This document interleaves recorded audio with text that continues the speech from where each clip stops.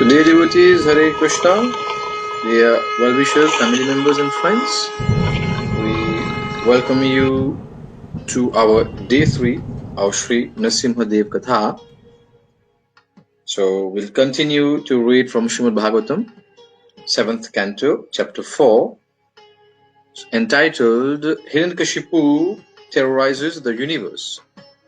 So, today, dear devotees, we're going to see, as from yesterday, we mentioned how Lord Brahma had to go and pacify Hiranyakashipu and had to tell him to stop his penances and ask him to ask for his boon. Why he was doing so much tapasya? What was the reason behind him doing so much austerities? So then Hiranyakashipu finally convinced Brahmaji to give him a boon that he won't die by the hands of any one of his creation, means Lord Brahmaji's creation. And he also wanted to take the position of Brahmaji. This is what the Devta Devis had mentioned about one of his creation, means Lord Brahmaji's creation. And he also wanted to take the position of Brahmaji. This is what the Devta Devis had mentioned about one of his creation, means Lord Brahmaji's creation. So as we see the devotees, as we proceed, so since he wanted to become immortal, so he had been doing so much penances, and it was also creating so much trouble for all living entities. So that's the reason why Brahmaji had to intervene and request Hiranyakashipu to stop his atrocities and to stop his penances. So, dear devotees, as we proceed today, we are going to see how now, after gaining all these boons from Brahmaji, now how Hiranyakashipu is going to terrorize the universe. All the Devta Devis, living beings, Asuras, even those from the Nagalok. So he did not spare anyone. None of any living entities in this universe were spared, actually. So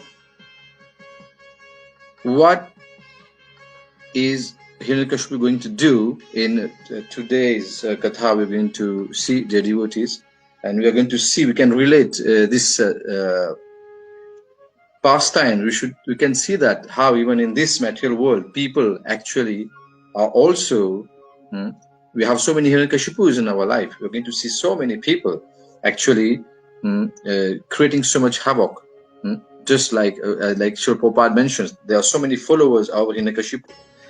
So we now move to our Mangalacharan. So we'll do Mangalacharan, a very brief Mangalacharan, because we're quite a bit late today.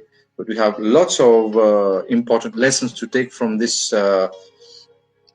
important Katha today. How due to arrogance, what people actually, how they become, they have those kind of qualities, just like Hiranyakashipu. So we are going to see, we'll start with Mangalacharan.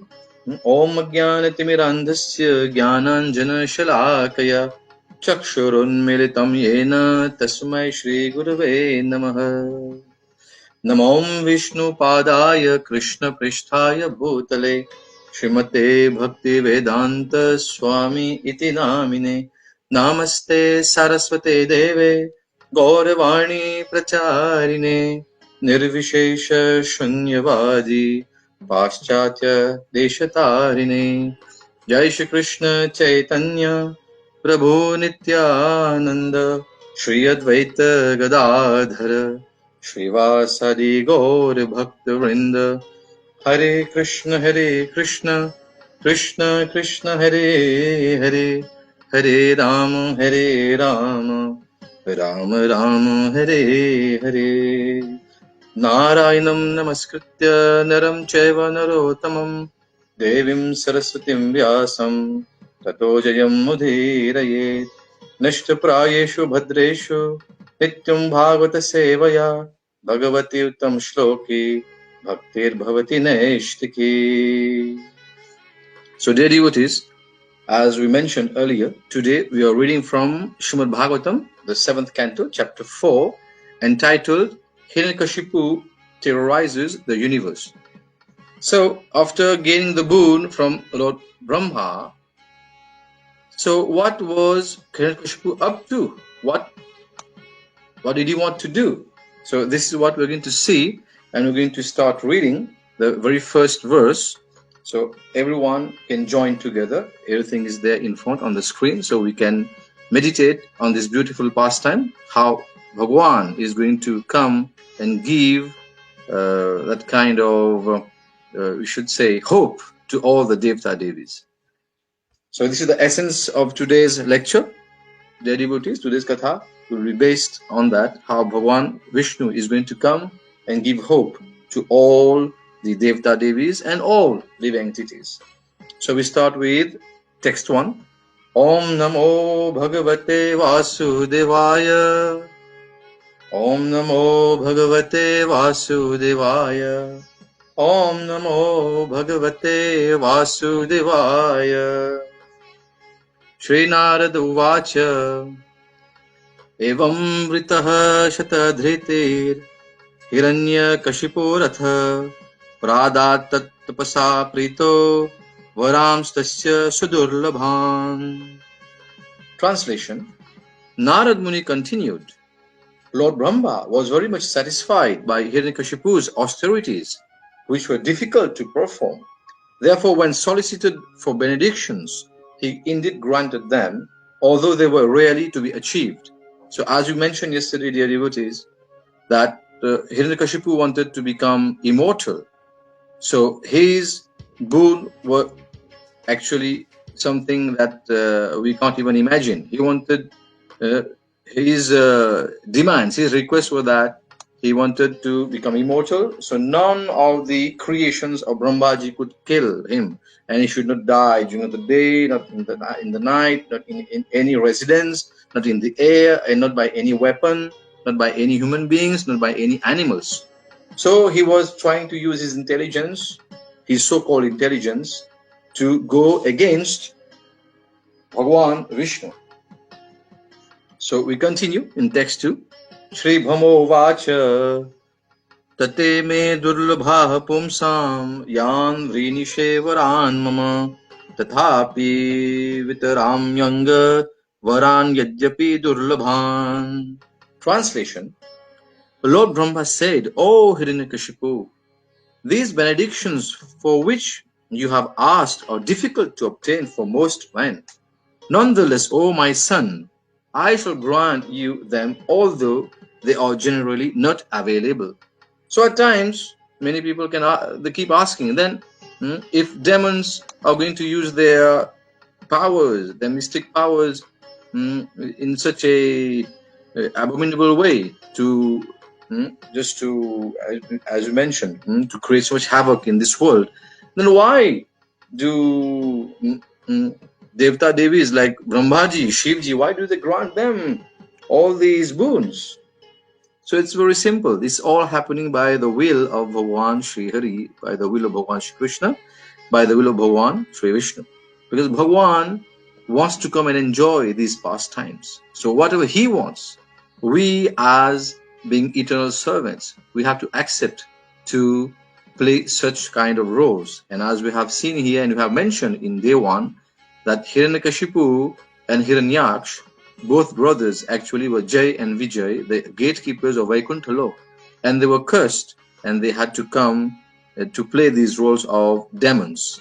This was actually, this is why Lord Vishnu actually had created all that situation so that he comes and enjoys. So in the third verse, we read together, dear devotees, Tato Jagam Bhagavan अमोघानुग्रहो विभुः पूजितो सुरवर्येण स्तूयमानः प्रजेश्वरैः.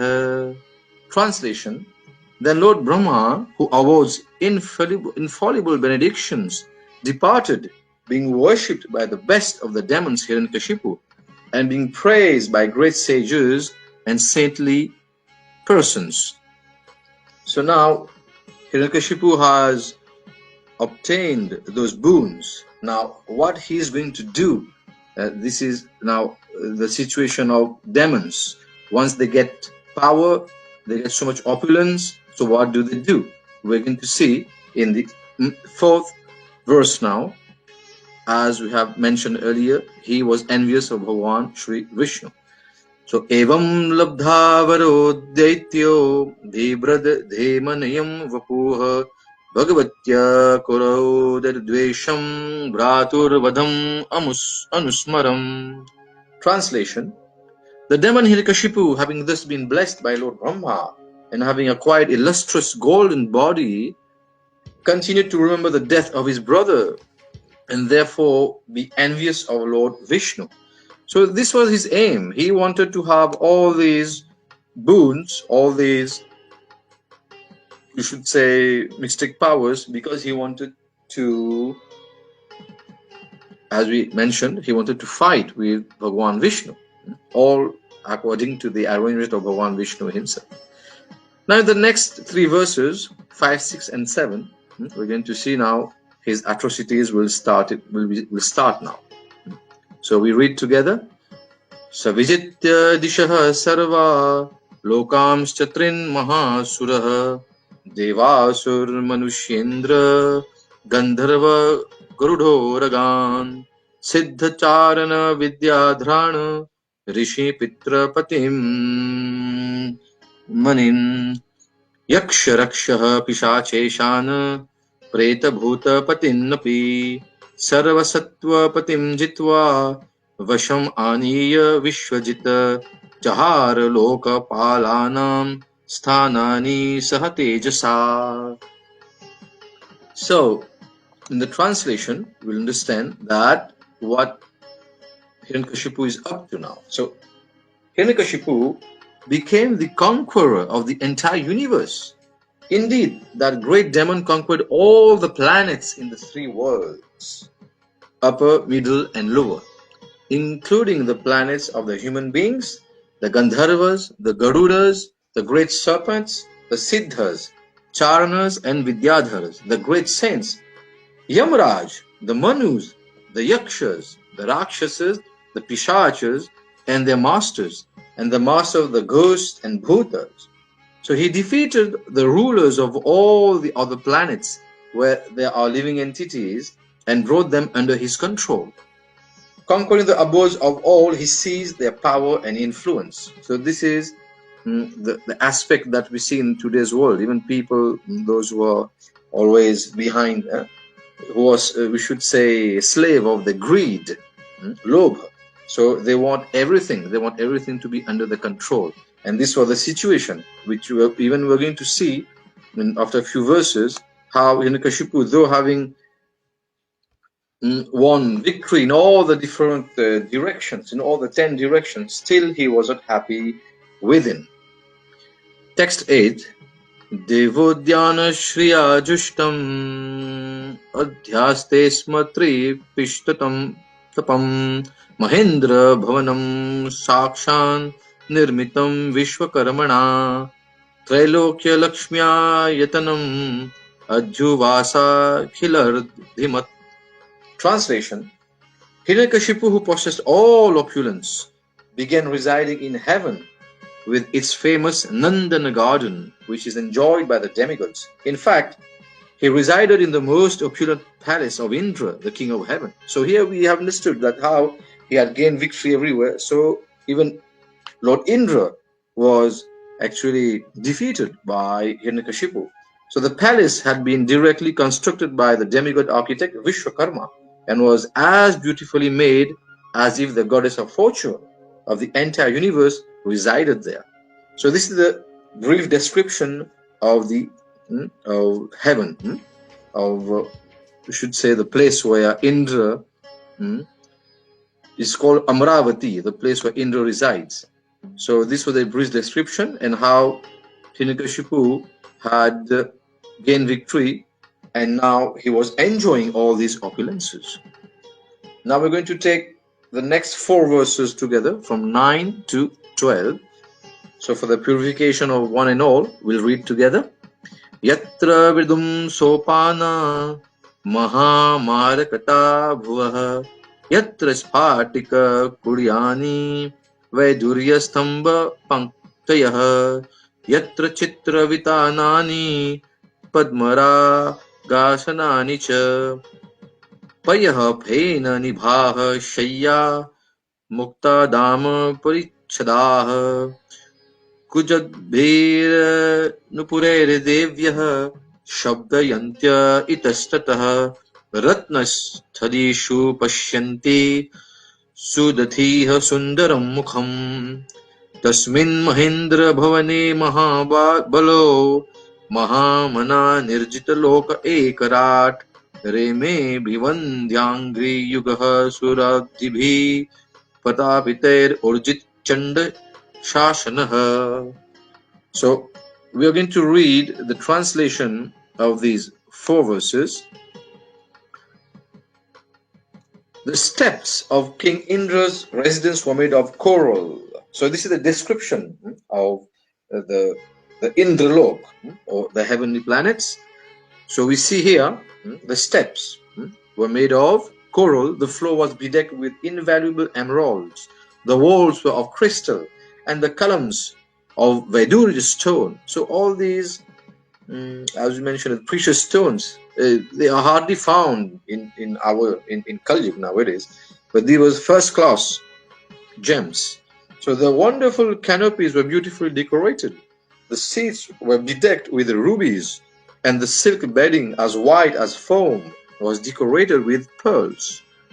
The ladies of the palace, who were blessed with beautiful teeth and the most wonderfully beautiful faces, walked here and there in the palace, the ankle bells tinkling melodiously, and saw their own beautiful reflections in the gems.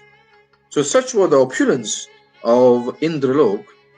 The demigods, however, being very much oppressed, had to go down and offer obeisances at the feet of Hiranyakashipu, who chastised the demigods very severely and for no reason.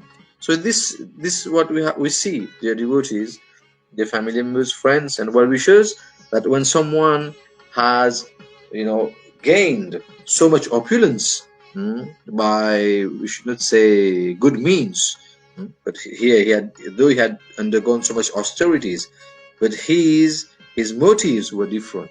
His motive was not a good one. He wanted to challenge Bhagavan Vishnu. So for that he was just torturing the demigods for no reason.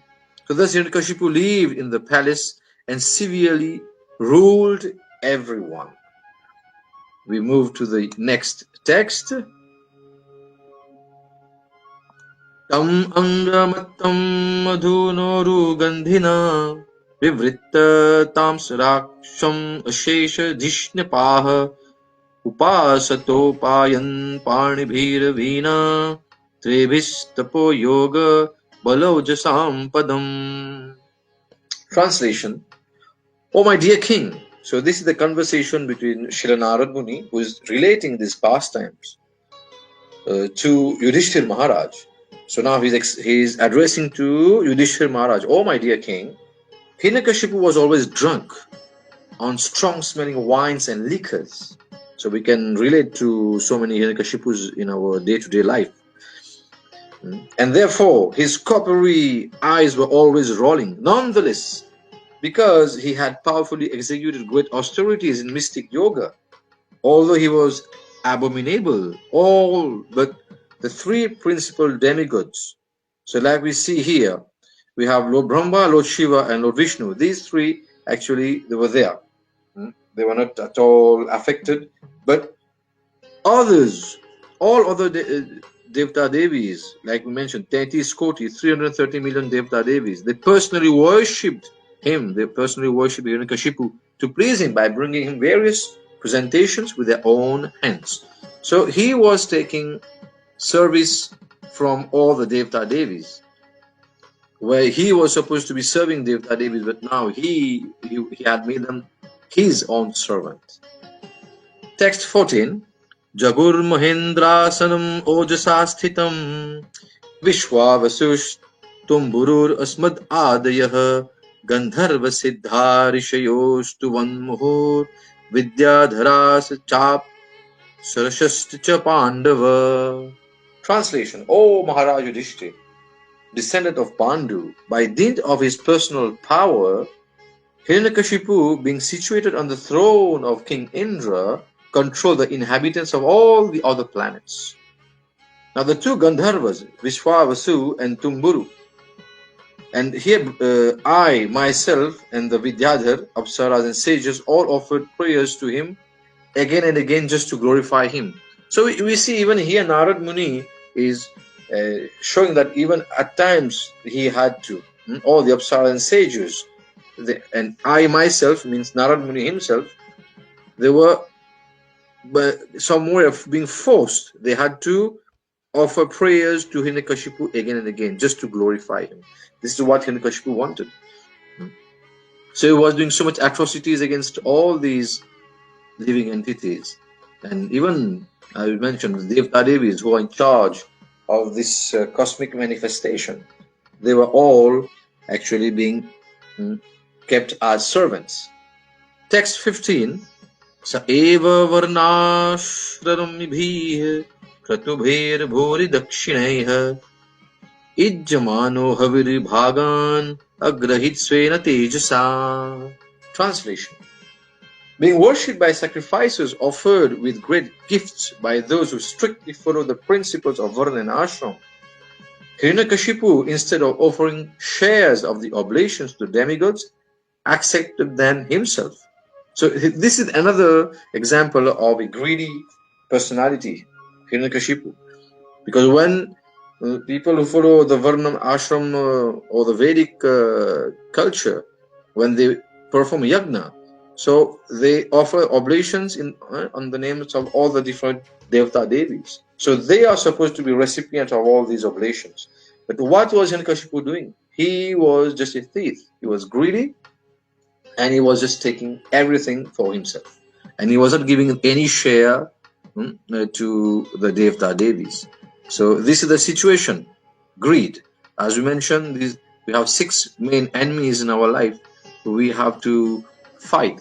This is the battle within, where we have to come out victorious against these 6 internal enemies: Kam, Krodh, Mad, Lobha, Moha, Matsarya. Kam, Krodh, Mad, Lobha, Moha or Matsarya. So we have lust, Kam, Krodh, which is anger, Kam, Krodh, Mad. Mad means pride. Lobh, this is the greed. Moh is illusion, and Matsarya is enviousness. So this is our homework, which we have to work upon that, dear devotees. And we're going to see how even Hiranyakashipu is suffering from that. That will come in a few verses. So we continue to read text 16. Akrishta pachya tasyaset saptadvipavati mahi tatha kama dugha gavo nanashcharya padam nabha. Translation.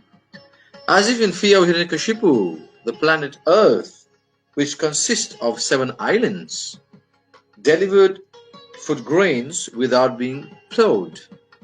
Thus it resembled cows like the Surabhi of the spiritual world, or the Kama Dugha of heaven. The earth yielded sufficient food grains, the cows supplied abundant milk, and outer space was beautifully decorated with wonderful phenomena. But this was actually being imposed on them, as we see here.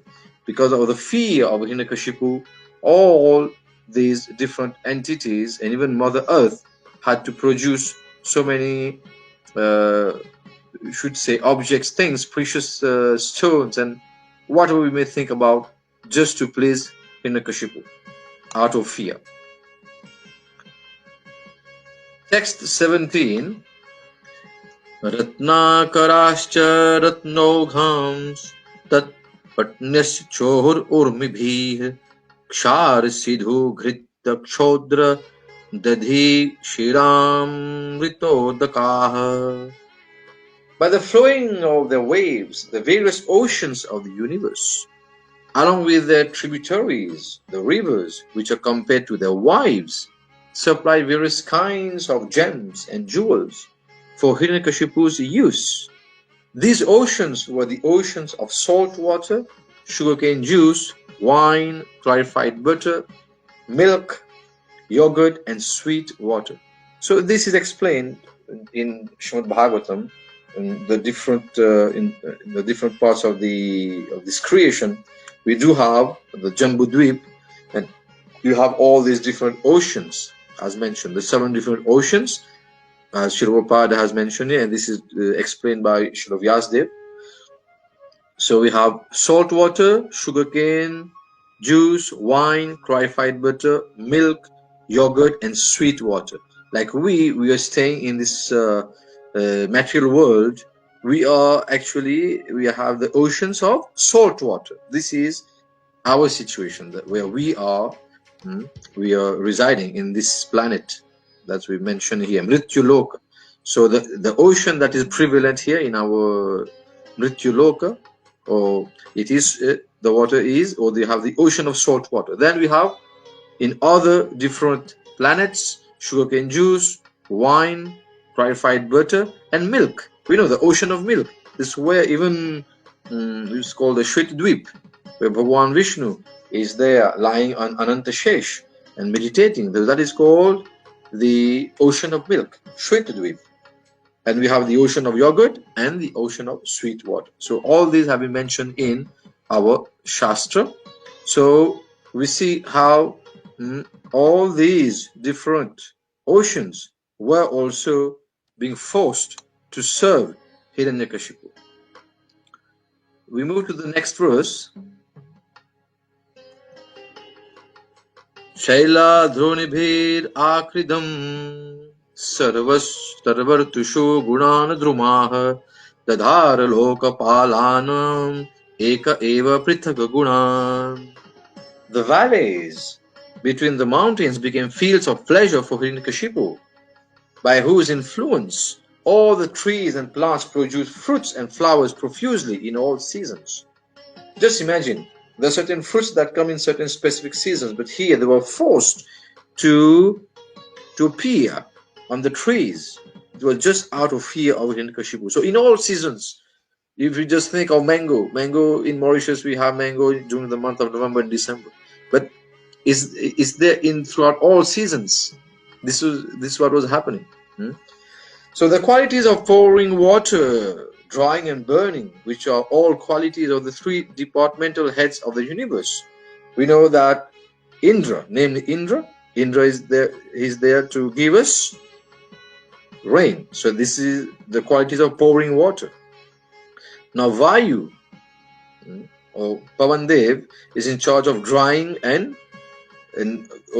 withering. We have the wind, and we have Agni who is there in charge for burning. So what happened to them? They were all directed by Hiranyakashipu alone, without assistance from the demigods. So we see that all the Devta Devis, all the main Devta Devis, they were being kept as servants of Hiranyakashipu. They were all being controlled. Sa itham nirjita kakub ekarar vishayan priyan yatho pajosham bhunjano na tripyad ajitendriya. In spite of achieving the power, this is the main verse actually. This is what we have to understand. Very important verse here, dear devotees. So in spite of achieving the power to control in all directions, in spite of enjoying all types of sense gratification as much as possible, Hiranyakashipu was dissatisfied. Why? Because instead of controlling his senses, he remained their servant. So this is very, very important verse. We will show that forget about some simple man who is controlling the entire universe or whatever. But Hiranyakashipu, who was controlling all the entire universe and all the Devta Devis. We see his situation. He was a Godas. He was a servant of his senses. He was not a Goswami. He was not the master of his senses. So that's why we mentioned, dear devotees, what we are supposed to be doing. This is our own homework. We are supposed to work on these 6 internal enemies, and we have to do everything to control our senses. Our indriya, as is mentioned. The senses are there, like Srila Prabhupada mentioned several times, that the senses are just like snakes. But what does a devotee do? A devotee has to make sure that, just like you have those tribal people, when they, or the snake charmers that they're called. If we see a snake in front of us, you can just faint. But the snake charmers, they are so, we should have, they have those qualities that they can even tame those snakes, and they just remove the poison. And Srila mentioned that our senses are just like snakes. So what we have to do, we have to make sure that before the snakes bites us, we have to make sure that we remove or that we break the teeth of these poisonous snakes. So this is our main concern, dear devotees. From this pastime, we are reading, we're enjoying the pastime, but at the same time, what are we learning from that? That even that Hiranyakashipu that is there lying inside our heart, that is there inside, the Hiranyakashipu that is there inside, we have to make sure that we fight that Hiranyakashipu, because he's always going to torment us. And how Hiranyakashipu is there hiding in our heart, in our mind, as we mentioned, are those 6 internal enemies: Kam, Krodh, Mat, Lobh, Moha, or Matsarya. So we continue. It's confirmed here that though he was, we should say, he was victorious in all the 10 directions, still he was dissatisfied, because instead of controlling his senses, he remained their servant. So we have to learn from this. Instead of being Godas, we have to become Goswami. So we are going to move ahead to text 25 and 26, because after all these atrocities that Hiranyakashipu, he was inflicting so much, we should say, atrocities. He was just terrorizing everyone. So now all the Devta Devis, they're so much fed up. So they approached. They now, they wanted to approach Bhagwan Sri Hari, Bhagwan Vishnu, and they wanted to pray to get rid of Hiranyakashipu.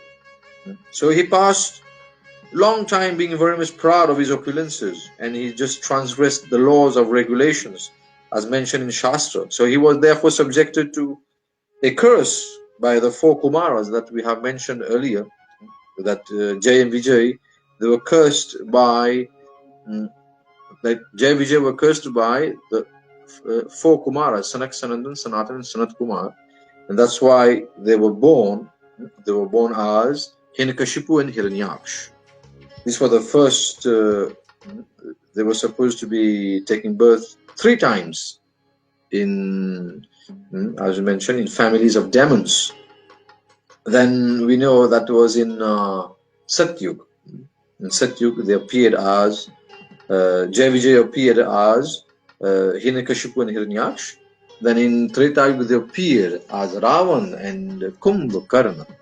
And then in Dwapar Yuga, when Bhagwan Shri Krishna was there personally, so they appeared as Shishupal and Dantavakra. So this is how Bhagwan is enjoying this pastime. So here we see the reason why, though Hiranyakashipu was having a long time, he was very proud of his opulences, but he was cursed by the 4 Kumaras. Then he continued, everyone, including the rulers of the various planets, were extremely distressed of the very severe punishment inflicted upon them. Hiranyakashipu was doing so much atrocities against all these, we should say, rulers and controllers of the various planets and all the Devta Devis. So they were fearful and disturbed. They were unable to find any other shelter. So at last, this is what Bhagwan wants from us. When there's no way out, there's the last door which is open for us. We have to go and surrender at the lotus feet of Bhagwan Shri Krishna, of Bhagwan Shri Hari, of Bhagwan Shri Vishnu. So finally, so fearful and disturbed, unable to find any other shelter, they all at last surrendered to the Supreme Person of Godhead, Bhagwan Vishnu. And once they reached and they started praying to Bhagwan Vishnu, they started offering this respectful obeisances to Bhagwan, and they started praising Bhagwan, and they prayed